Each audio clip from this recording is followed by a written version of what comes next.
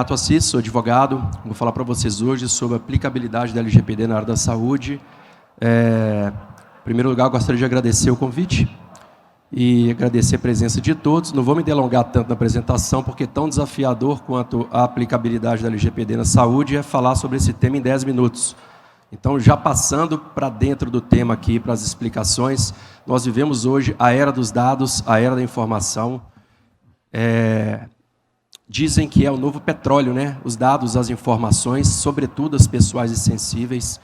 As grandes corporações trazem uma linha de que as big techs, nessas grandes corporações, são as que estão expostas aqui nessa tela, de que a privacidade acabou. Mas, na verdade, a privacidade está em um processo de transformação e parte desse processo passa pela LGPD, a Lei Geral de Proteção de Dados. Ela foi criada em 2018, veio para proteger os dados, a privacidade dos consumidores e cidadãos, e no nosso caso, de todos os envolvidos no setor da saúde, né?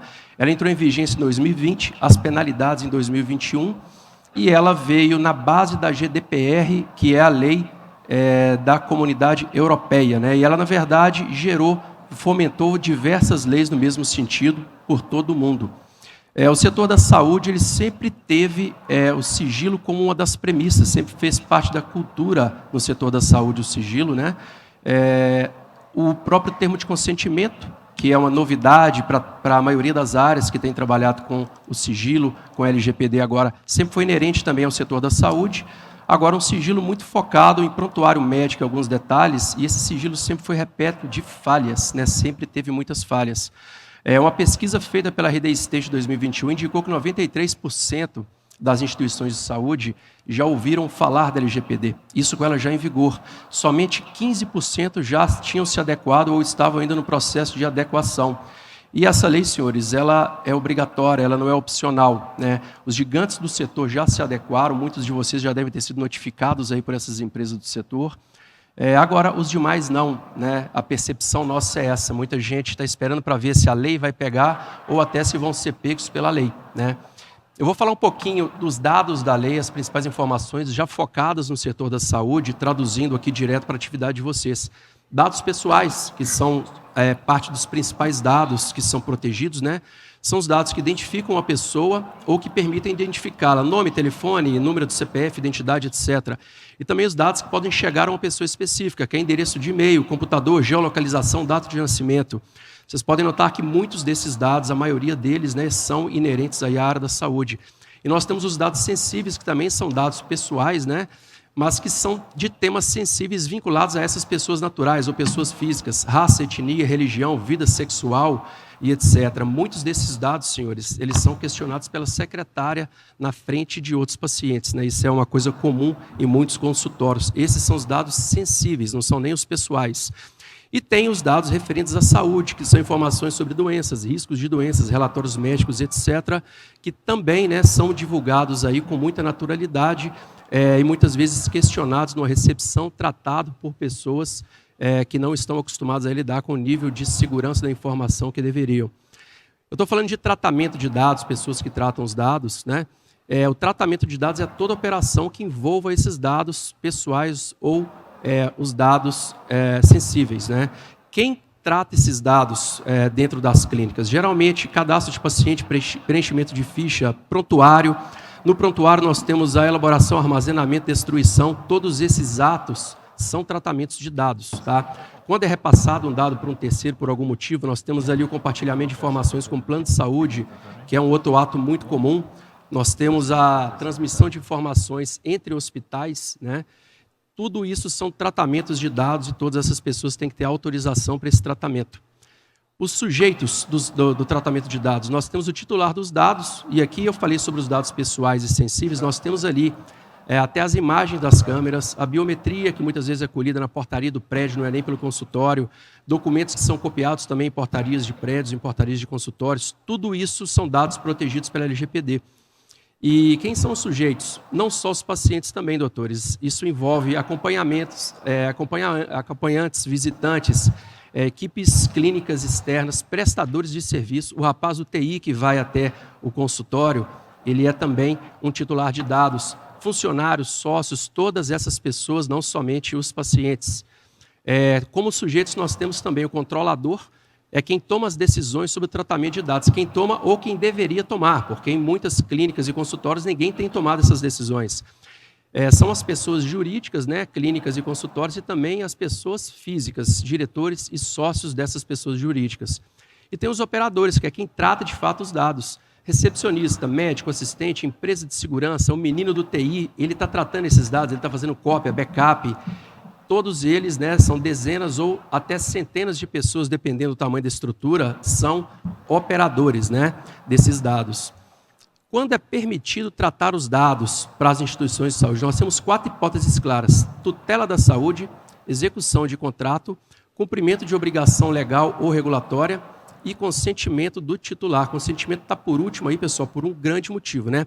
Tutela da saúde, ela é exclusiva para procedimentos realizados por profissionais da saúde. Tutela da saúde, pessoal, não é uma coisa abrangente, igual nós vimos aí no início da pandemia, né, 2019, 2020. Tudo em nome da saúde. Então, a tutela da saúde é só a atuação dos profissionais de saúde. Execução de contrato, né, em virtude de um contrato, pode ser aí o contrato de trabalho com auxiliar de enfermagem. Cumprimento de obrigação legal regulatória, é o caso do armazenamento do prontuário, que vocês têm que armazenar durante 20 anos, isso é atendendo a uma obrigação legal. E com o consentimento de titular. Esse é o último ponto, porque ele é feito a título de exceção, quando o caso não se aplica em nenhum dos 3 primeiros casos. Tá? Isso já é uma coisa corriqueira também dos profissionais da saúde, e é uma das únicas áreas que lida com consentimento para quase tudo. Outras possibilidades que não se aplicam tanto, né, a proteção da vida e integridade física, é quando o paciente chega no hospital que ele nunca foi atendido, né, acidentado, e estudos de órgãos de pesquisa, que se aplica só aos órgãos de pesquisa de fato. Penalidades previstas, né, em caso de infração ao vazamento. Nós temos advertência para a adoção das medidas corretivas, multa de até 50 milhões de reais, é uma multa bem alta, multas diárias, né, atendendo esse mesmo limite total. Mas temos outros prejuízos, doutores, irreparáveis, que não são citados pela lei, que é as multas, né? Tem os danos à imagem e reputação das clínicas e consultórios, e também o pagamento de indenização às vítimas. Vou trazer alguns casos aqui recentes de falhas de segurança. Nós tivemos essa falha em 2021, que ficou bem famosa, que foi do Ministério da Saúde, que expôs dados de 243 milhões de brasileiros. O número parece, né? Na verdade não parece, ele é maior, estou vendo o rosto de alguns aí, ele é maior do que o número da população, porque tinha também dados de pessoas que já tinham falecido. Tivemos o caso de erros dos operadores, né? Esse caso aí do Albert Einstein ficou bem famoso também, 16 milhões de pessoas que, resultado de Covid, que foi exposto, né, a senhas. Ataques hackers, pessoal. Os dados da saúde já são mais valorizados no mercado do que dados financeiros. Até porque os financeiros têm toda uma regulação de Banco Central, etc. Os da saúde são quase livres de regulação. Danos aos titulares, né? Pesadelo dos pacientes chantageados. Eu não sei se vocês viram esse caso da Finlândia, de pacientes aí que tiveram sessões de terapias hackeadas e foram chantageados aí para as sessões não irem a público. Investigações diversas, né? Esse caso aí do CRM é o caso de uma garota de 10 anos, acredito que foi estuprada, teve o aborto autorizado pela justiça, mas o pessoal do hospital acabou divulgando, né, esses dados, eu não sei se no intuito de evitar esse aborto, mas foi um caso bem grave também, e multas aplicadas. Esse caso é lá de Minas Gerais, a Drogaria Araújo, uma das maiores redes de lá, tomou uma multa de 7 milhões de reais por condicionar descontos ao fornecimento do CPF. Então temos inúmeros casos, né, e casos aí também do hospital no Distrito Federal que foi condenado por não proteger os dados. Então, senhores, vocês não precisam ter um vazamento, basta não proteger os dados para que tenha uma penalidade. Caminha a implantação da LGPD, né? Isso implica numa mudança cultural muito grande. Pessoal, isso não é um projetinho de TI. Eu converso em algumas clínicas, eles falam, não, o rapaz do TI já está cuidando disso. O rapaz do TI não tem conhecimento para isso. Nem vocês têm conhecimento para isso. Não é colocar no site, né? Pô, isso já está no meu site. Não é um sistema de... Às vezes aparece no prontuário, né? Não, eu já tenho, está no meu prontuário. Só o seu prontuário que tem. Isso é um projeto para toda a organização se envolver e que vem de cima para baixo, né? Parte de vocês. A adequação tem que ser ativa e não reativa. Maiores ameaças, nós temos aí compartilhamento de dados e falhas na segurança. Nós já temos titulares de dados maliciosos ajuizando ações por conta disso, tá? Pacientes aí que antes processavam por supostos erros médicos, hoje é por supostos ou reais falhas na segurança. Colaboradores irresponsáveis, né? Secretário, o menino do TI, às vezes o próprio médico que carrega fotos para cima e para baixo de milhares de pacientes. Eu recebo alguns no meu escritório que vão apresentar fotos para mim. A hora que abro o celular, tem 5, 6, 7 mil fotos de pacientes diversas no celular. Isso é uma grande falha de segurança. E vazamentos acidentais e intencionais. Para finalizar, pessoal, eu trouxe um pequeno roteiro muito básico para adequação, né? Que é um trinômio aí, segurança, processos e pessoas. Segurança, softwares e hardwares adequados, firewall, antivírus, criptografia, etc. Processos, né? Políticas claras de proteção de dados. E pessoas, treinamentos e capacitações constantes. A LGPD não é um projeto para fazer e para sair correndo e achar que está pronto. Isso é constante.